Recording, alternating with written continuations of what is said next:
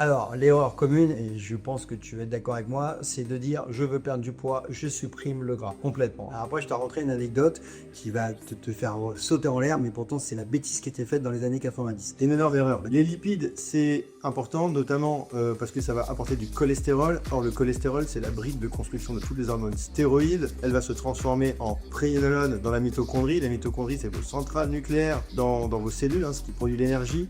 Donc, si vous avez des mitochondries qui ne marchent pas bien, là, il y a des dizaines de micronutriments mitochondriaux. On va pas rentrer dans le détail, mais dans tous les cas, il faut des bonnes mitochondries qui soient fonctionnelles. Notamment, il faut du coenzyme Q10, du magnésium, de la vitamine D, du zinc, du fer. Et tout ça va permettre de produire cette prégnénolone dans la mitochondrie, à partir du cholestérol.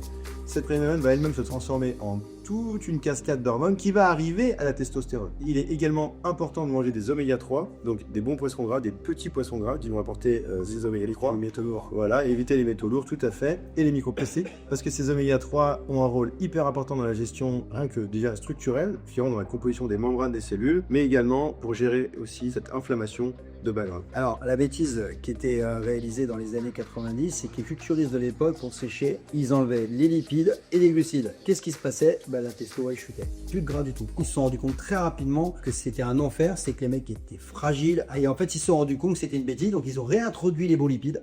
Ils ont diminué les glucides, et là, les gars ont retrouvé l'énergie.